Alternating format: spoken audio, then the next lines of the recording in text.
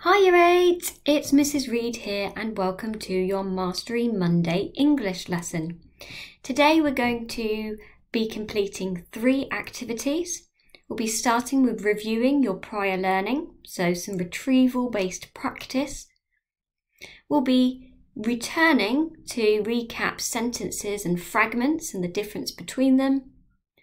And finally, we'll be looking at identifying the independent and subordinate clauses in a sentence. Okay, make sure please you've got everything you need before you start. So you're going to need some lined paper, a pen or pencil to write with, and perhaps even also a coloured pen or pencil for marking your answers at the end.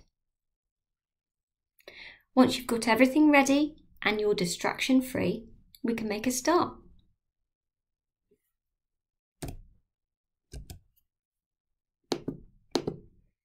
Okay, so we're going to start out with reviewing your learning. So this means we're going to look at trying to retrieve information that we've learned from our current topic, that is the explorations of evil and eccentricity in Victorian literature.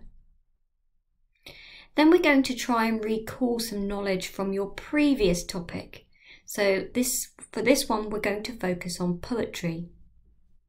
And finally, you have the vocabulary column. And there you're going to write down your own definition. So in your words, what do those 3 different terms mean?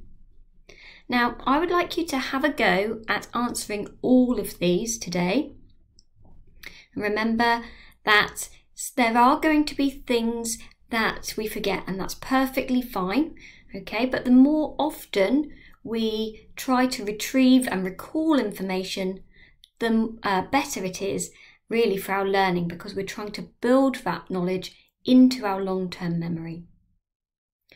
So you will need to pause the video here, and you're going to need to spend some time working through each of those questions and writing up your definition. If you want to draw it as a grid, so it looks like it does here, you can do so.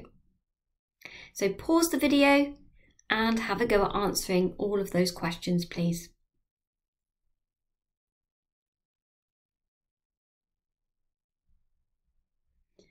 Okay, Year 8, really well done. So some big questions to be thinking about here, and we're not going to go on to mark them straight away. We're going to do all of our marking for today's lesson right at the end. So let's carry on then and have a look at sentence structures.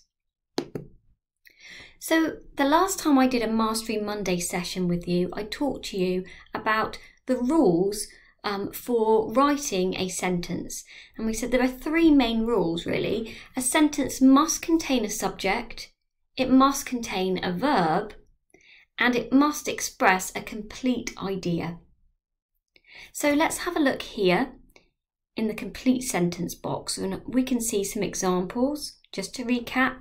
So Katrina, that's our subject, had, our verb, a new job. Katrina had a new job. That sentence expresses a complete idea. Let's have a look at the next one. People, you can see I've underlined as our subject. Walked as our verb. People walked down the street expresses a complete idea. And the final sentence, although the sun shone, it was cold.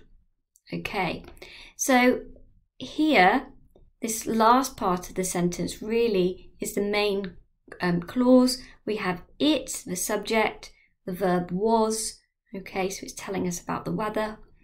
It was cold.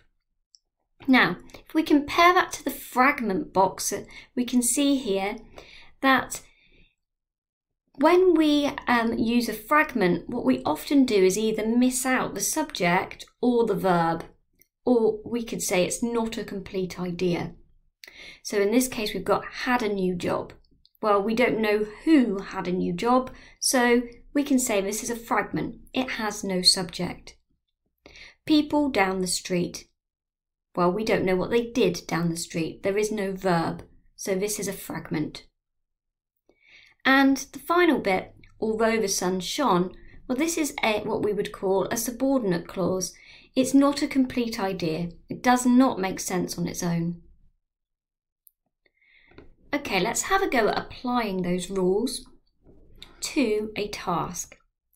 So I would like you to write down on your page the numbers from 1 to 10. So can you write those in the margin, please?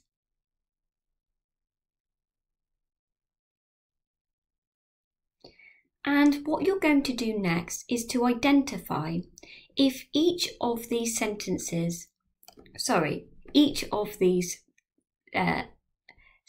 here, whether they are a sentence or a fragment.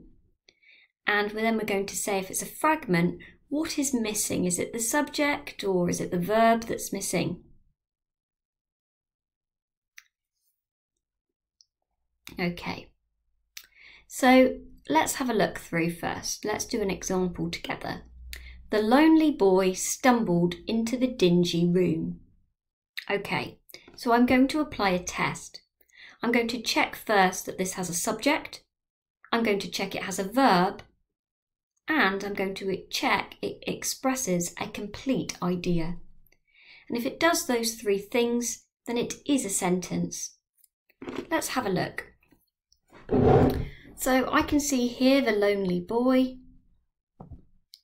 Well, this is my subject. I can see the verb stumbled to tell me what the boy did, how he moved. So it's passed the first two checks. The lonely boy stumbled into the dingy room. Well, yes, it does express a complete idea. It tells us what the boy is doing and where. So I would say for this one, I would just write down that this is a sentence. Then I look to number 2 and I do the same again. Can I see a subject? Can I see a verb? Does it express a complete idea? If it does, I write sentence. And if it doesn't, I'll write fragment. Remember, if I write fragment, I also want to say what I think is missing. Okay, pause the video and complete that task now.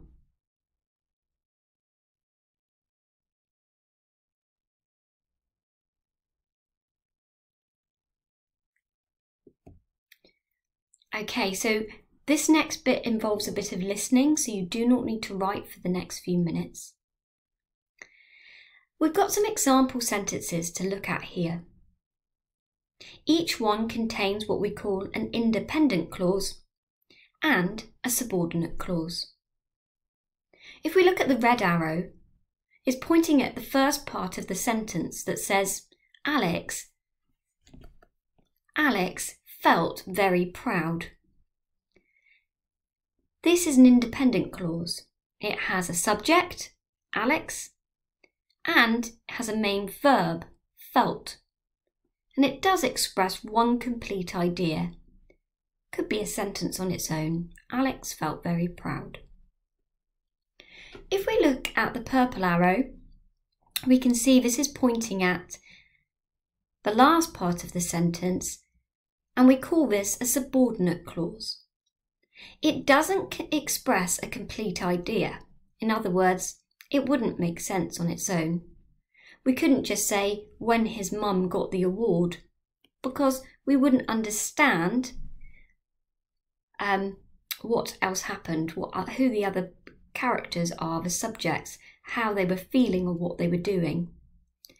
So we can identify this because it doesn't express a complete idea. Let's look at another example. This time, in red, nobody goes into the classroom. This part is an independent clause. It has a subject, it has a verb, and it expresses a complete idea. The part in purple is our subordinate clause. Until Mr. Martinez has had his coffee. This one doesn't express a complete idea. It's really dependent on the main clause, the independent clause, for its meaning. Let's look at one more example. In this example, the subordinate clause has been moved to the front of the sentence. So, let's look at the part in purple first. After Amy sneezed on the tuna salad. Ugh. After Amy sneezed on the tuna salad. Well, we don't know what happened next if we just looked at the purple part. So this is our subordinate clause. Can you see in red, the main clause, Jane threw it away?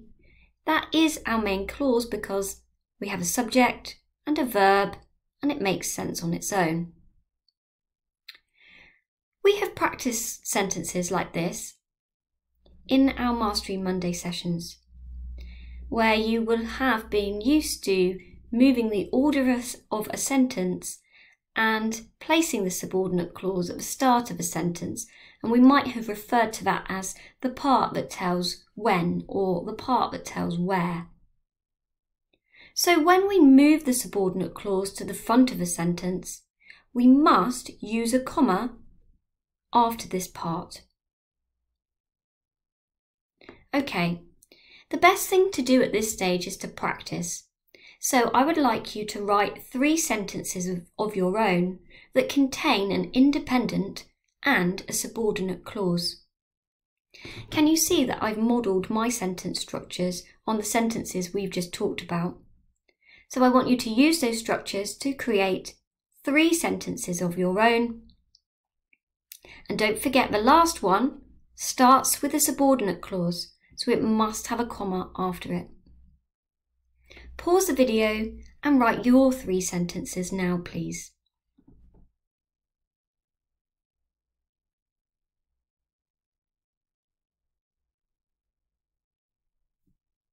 Okay, good work. So we now have one more thing to complete. And this time we're going to be identifying the subordinate clause and the independent clause in 8 sentences. So we are going to write out each sentence in full. We'll be making sure that we copy it carefully with a capital letter at the start and a full stop at the end. And also being careful to check whether or not that sentence uses a comma.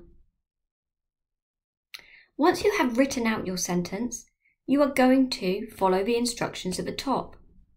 It says, circle the subordinate clause in these sentences.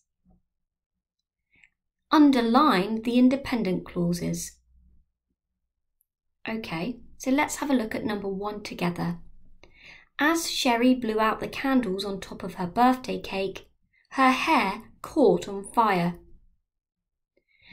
When I look at this sentence, I can see that the first part is our subordinate clause. It doesn't make sense on its own. It's not a complete idea. Listen. As Sherry blew out the candles on top of her birthday cake. Well, we don't know what happened as she did that, so it's not a complete idea. So this is the part of the sentence that I will put a circle around. And that means then that the last part of the sentence after the comma should be our independent clause. So let's check it. Her hair caught on fire. Yes, it meets my test. I can see that it has a subject, her, or even focusing on her hair, the verb, caught, and it expresses a complete idea. So I will underline that part of the sentence. Okay, over to you then for your final task. Pause the video, write out your sentences, circle your subordinate clause, underline the independent clause. Off you go.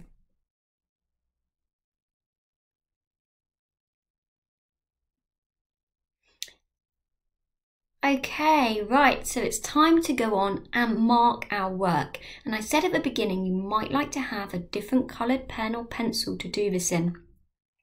So we're going to start with our retrieval activity, looking at our prior learning. Okay, so number 1, I said, what was life like for the Victorian poor? So you may have told me about the extreme poverty and the terrible conditions that many people lived in, about how desperate people's lives were, meaning that many had to turn to crime. Why don't you check that against your answer? If it's correct, give it a tick. If there's any ideas here that you want to add to your answer, you can do that now. Okay, the next one. I asked you about the illusion, referring to the man as a Jekyll and Hyde character. So this illusion suggests that the man has two sides to his character, and we might also call this a duality. Again, if it's correct, give it a tick, and if you need to change anything, now's your chance to do so. Number 3. I asked you how Stevenson presented the character of Mr. Hyde. So we've talked about Mr. Hyde as a manifestation of evil.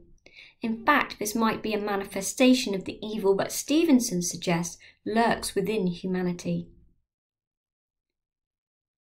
Make sure you've got that phrase in your answer, manifestation of evil. If you need to add that, do so now. If not, well done, give yourself a tick, and let's move on. So our previous topic we recapped was poetry. So you may have had a number of answers here. You may have thought about the poems such as The Man He Killed or Dulce et Decorum Est. So we might have looked at war as being futile or killing others in war as being absurd.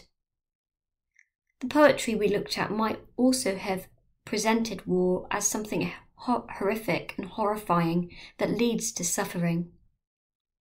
Check your answers and see if there's anything that you want to borrow and add to your own.